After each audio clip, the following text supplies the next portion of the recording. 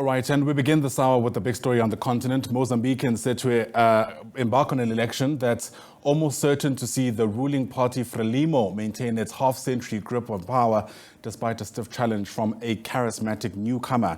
Let's get you a sense of what we know is taking place so far. Bring in Channel Africa journalist Nixon Katembo, who joins us now live from the Mozambican capital of Maputo. Nixon, great to have you on the SABC News Channel. You've spoken to some of our colleagues already early this morning. Perhaps you can get us a sense of the extent to which the picture has changed. What's the mood like there, at least now? So far, the mood is still one that is calm. There are long queues that have formed across many of the polling stations that we have visited. Currently, I'm at Polana School, where former President Joaquim Chissano is expected to cast his vote in about 45 minutes from now. And the Independent Electoral Commission chairperson had just cast her ballot moments ago, just before speaking to you. Otherwise, as you can see, the people are lining up for long queues.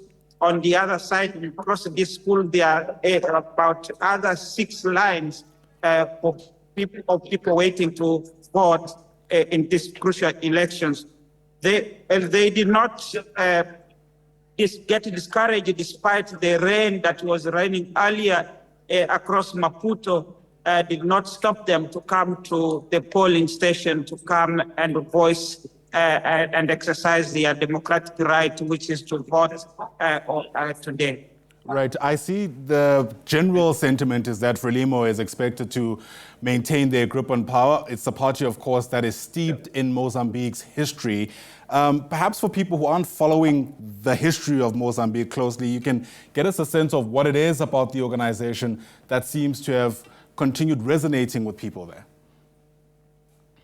Well, you recall from the historical point of view, Frelimo as a party is a party that fought for the independence of this country, waging the war in the 70s that brought down the colonial rule from Portugal. And since then, the party has been ruling the country for the past 49 years. And now you see, for the first time in the history of this country, we're having a presidential candidate in the name of Daniel Chapo and many others who were not part of the waging the guerrilla war against the Portuguese. So it's a watershed moment for this country. According to the Independent Electoral Commission, there were many young voters who registered to vote, making the jump in the voter registration up to 29%. So that tells you how the country has transited from being a country that was led through the ashes of war. And you recall that immediately after independence, there was a war between Renamo, which is the main opposition party today, against Frelimo, fighting for different economic blocs between the East and the West during the Cold War.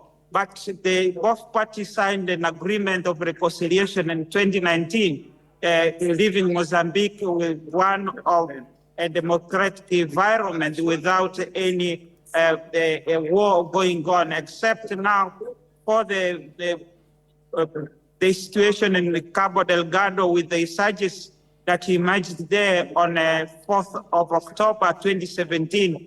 Now, today, as the Mozambicans go to the vote, it has marked 7 years since that insurgency started. And those are issues that have been talked about the security of the issue. For example, Usufo Momade, one of the opposition leaders, running on a ticket that he's going to restore peace in Cabo Delgado. So historically, Mozambique have a rich history, despite, in addition to hosting rather our own liberation movement in South Africa, the ANC, the country also had its own trajectory of historical events that led to this process here of a democratic environment happening in the country.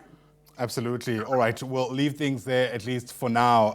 Of course, it's going to be a long day, and you and I will be discussing the many issues that are likely to dominate this particular election. But for now, let me thank you very much indeed. That is our reporter, Nixon Katembo, I beg your pardon. He's with the Channel Africa, and he's a journalist with that particular news network. We're watching the story from a number of vantage points. Let's get you a sense of who else is going to be covering these different sentiments for us. We've got Itubeleng Khajane in the northwest, our reporter Kategonyoni in Limpopo.